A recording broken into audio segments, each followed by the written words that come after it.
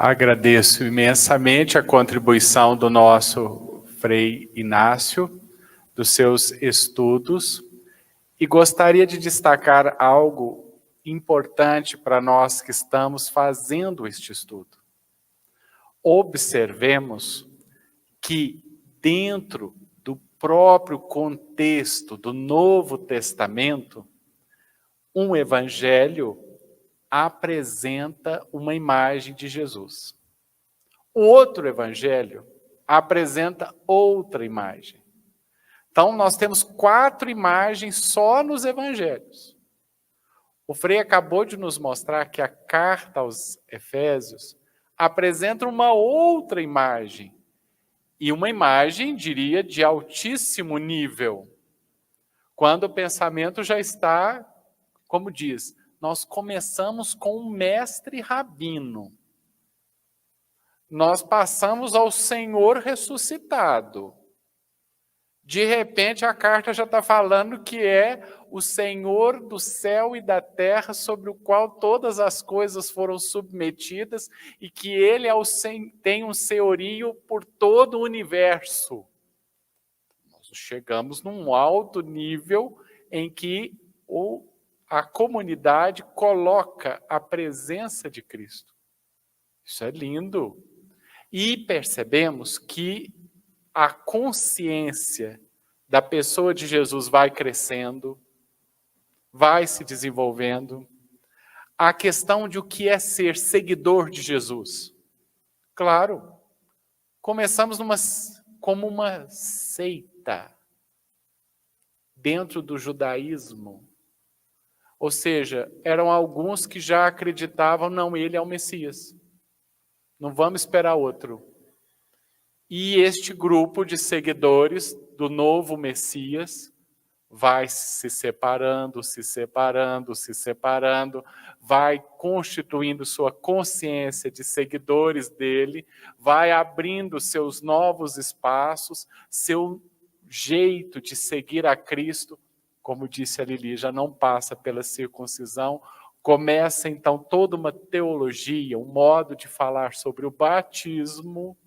Aí sim, aí nós estamos caminhando como seguidores de Jesus e entendendo que o próprio Novo Testamento apresenta diversas imagens de igreja, de Cristo, de Deus, e este caminho se transforma para nós em revelação do Senhor, com implicações práticas na vida de cada um de nós. Lili quer falar? E aí, olhando para a capa do nosso livro, a gente vê uma cena de batismo.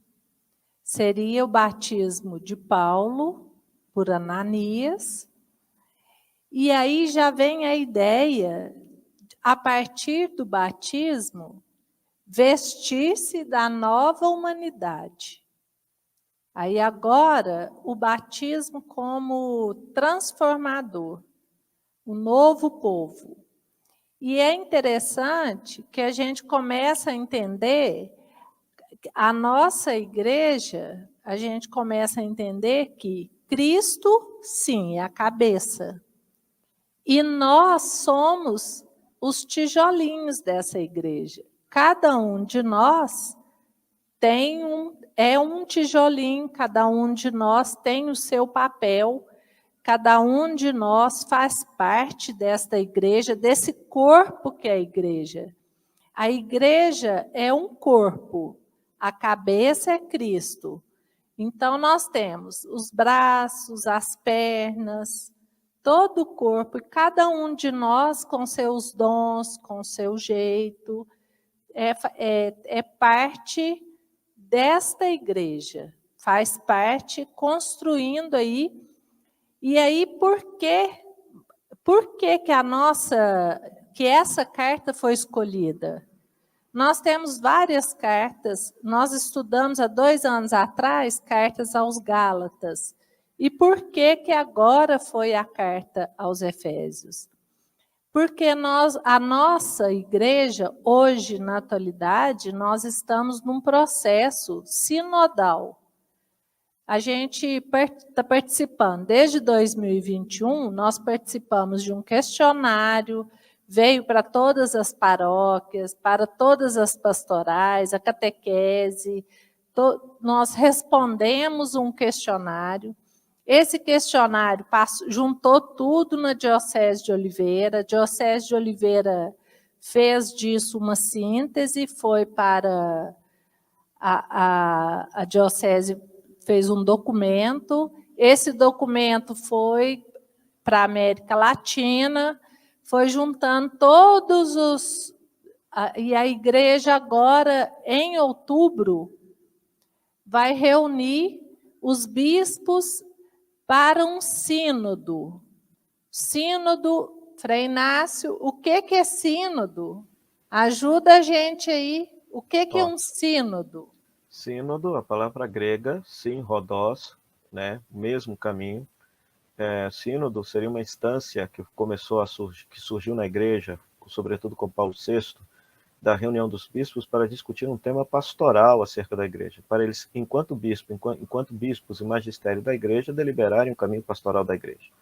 A diferença desse sínodo que foi convocado pelo Papa Francisco está justamente que o próprio sínodo está vivenciando um caminho sinodal de escuta, porque, pelo que se tem notícia, é um primeiro sínodo que se faz uma escuta ampla e geral, por exemplo, dos leigos nas dioceses, ou de todo o povo que quisesse dar uma opinião sobre o caminhar da igreja. No Sínodo das Famílias, se escutou-se mais os leigos envolvidos com a questão das famílias, mas agora se trata de uma escuta geral, né? E essa questão desse caminhar juntos, que é o projeto que na verdade não é um projeto antigo, porque é do Concílio Vaticano II, mas que ainda está custando a se delinear dentro da igreja, de certa maneira, aparece aonde? Aparece no capítulo 4 da Carta aos Efésios, quando se vai falar da unidade do corpo do Senhor, que há um só Senhor, uma só fé, um só batismo, um só Deus, Pai de todos. E depois, no versículo 11 em diante, vai dizer que esse Espírito Santo, esse batismo, conferiu dons diversos a cada um, né? A uns são apóstolos, outros profetas, evangelistas, pastores e mestres, todos para edificar o caminho de Cristo. Ou seja, os dons e carismas, que são diversos, que o Espírito Santo concedeu ao cristão no dia do seu batismo, são para a edificação do corpo de Cristo, num caminho sinodal, num caminhar juntos. O dom não é para engrandecimento próprio. O dom é sempre para colocar a pessoa a serviço da igreja, a serviço da comunidade. Por isso, agentes de pastoral que já atuam na comunidade estão exercendo o caminho sinodal. Mas aquele cristão que, me desculpe a expressão, mas que só fica lustrando os bancos em dia de semana ou em dia de domingo, mas não descobriu ainda qual o dom que ele pode colocar a serviço da sua comunidade cristã para que possa testemunhar Jesus Cristo, anunciar Jesus como caminho, verdade e vida, então essa pessoa precisa urgentemente descobrir a vocação sinodal dela, o compromisso batismal dela, descobrir qual o dom, qual o talento que Deus lhe deu que ela pode colocar a vida a serviço. Eu ainda destacaria na carta, que não quero deixar passar batido de forma alguma, no versículo 13, fala que o autor da carta fala que essa comunidade foi selada com o Espírito Santo da promessa. Utiliza-se a imagem do selo. Na cultura antiga, o selo era a garantia de quem estava enviando aquele conteúdo, seja uma carta ou seja um produto, e a garantia que dentro daquela carta ou dentro daquele pote estava o produto que o camarada tinha prometido oferecer. O selo não era utilizado somente em correspondências, mas era também utilizada a palavra grega que aparece aqui, era a palavra selo no âmbito comercial. Ou seja, quando alguém comprava um produto e, por exemplo, se levava dentro do vaso, se tinha um selo lá garantindo que lá dentro tinha 20 litros de vinho, etc. e tal. O selo é o Espírito Santo, que recebemos o Espírito Santo. E ele selou o quê? O que está dentro em nós? A ressurreição, a vida eterna. Então é muito bonita essa ideia. Ou seja, o do selo como garantia de que a vida eterna, a ressurreição, foi plantada em nós e que acontecerá no futuro. Aquele que nos selou com o Espírito é fidedigno. Segunda coisa, uma evidência de quem escreveu essa carta é realmente um discípulo de Paulo, comunga da teologia paulina, são os versículos 8, 9 e 10 do capítulo 2, quando se diz bem claro que a salvação não vem pelas obras. Nós fomos salvos por graça. Salvos por graça. Então, o que significa isso?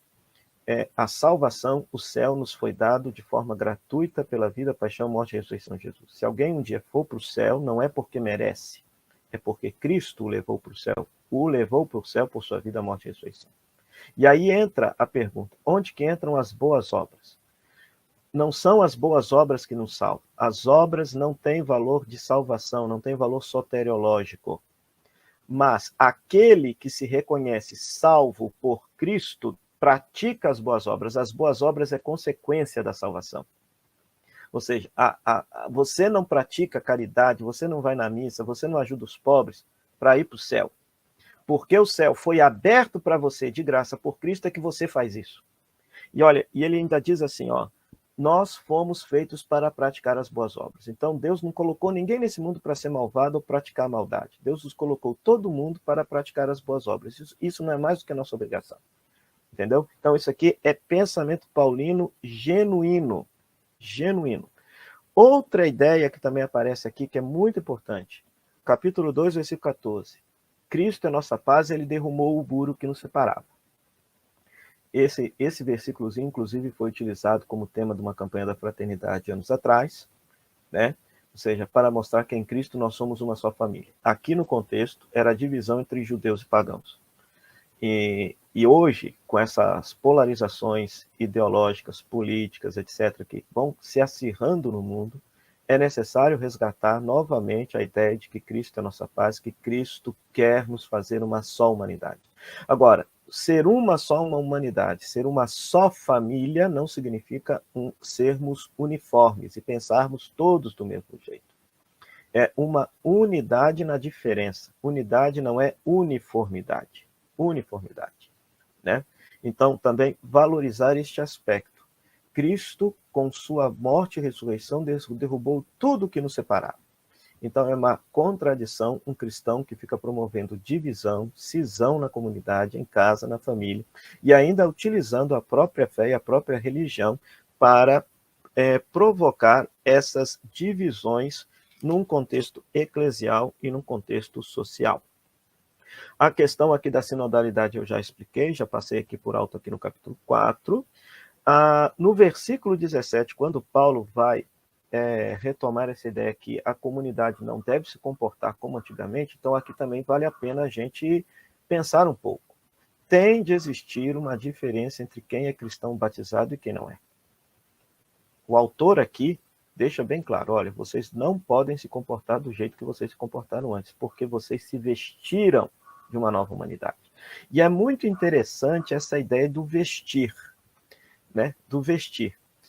Quando eu fui fazer a prova para o doutorado, colocaram um texto lá para a gente traduzir, e o camarada que escreveu o texto, ele estava comentando justamente essa temática do vestir uma nova humanidade, do vestir-se de Cristo. Essa linguagem, semanticamente, é a linguagem do teatro. É como se o cristão fosse um ator. Ele se veste da pessoa de Cristo e ele tem que atuar no mundo como se fosse Cristo. Ele se veste da pessoa de Cristo e ele tem que atuar no mundo como se fosse Cristo. Então, percebe? Olha só, como é que essa tensão escatológica diminui. Uma coisa é pensar, eu sou cristão batizado e estou esperando Jesus voltar para resolver os problemas do mundo. Outra coisa é, eu, pela minha fé, me vestir da pessoa de Cristo e ser a pessoa de Cristo aqui agora no mundo, fazendo com que o mundo seja mais parecido do jeito que Jesus sonhou. Então, olha, essa carta aqui dá muito o que falar. Eu só queria comentar um último texto aqui, que eu acho que até que a Lili gostaria de comentar esse texto, mas passando na frente dela, quando se fala aqui da famosa submissão das mulheres aqui. Mulheres, sejam sujeitas a seus maridos, sejam submissas a seus maridos. Ou seja, não é nada disso que a gente pensa, porque o texto tem que ser lido a partir da chave de leitura que o próprio texto propõe. E a chave de leitura está no versículo 21.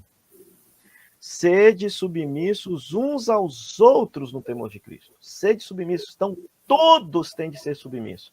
Mulheres, esposos, filhos, senhores e escravos. Todos têm que se exercer essa postura de submissão, porque todos são submissos a Cristo, que é a cabeça. E outra coisa, né? Quando o autor aqui está dizendo assim que o esposo tem que amar a esposa, a gente tem que lembrar que essa carta está escrita num contexto de paterfamília. No contexto de paterfamília, na cultura romana, a mulher era a propriedade do marido. O marido não tinha obrigação nenhuma de amar a esposa, porque a mulher era para procriar, para ter filhos. Então, quando se diz que é para amar, ou seja, o autor ele está justamente colocando o marido num contexto de submissão à esposa. A esposa num contexto de serviço ao marido, dentro daquela cultura. Quando se fala, por exemplo, do escravo ser submisso ao seu senhor e fazer tudo com alegria, porque como se estivesse servindo a Cristo, por outro lado, o que ele diz para o senhor? Não trate mal o seu escravo, porque ele é um irmão seu. Então, a chave de leitura para entender esse polêmico capítulo 5, versículo 21 em diante, está no versículo 21. Ou seja, o autor, é claro, ele está na limitação da sua cultura, na limitação de sua época, né? Ou seja, ele está pegando dados da sua cultura, mas ele está trazendo uma novidade do evangelho, que todos têm que pautar o seu relacionamento, esposo e esposa, pais e filhos, senhores e escravos, a partir do critério de Jesus Cristo, a partir da pessoa de Jesus Cristo.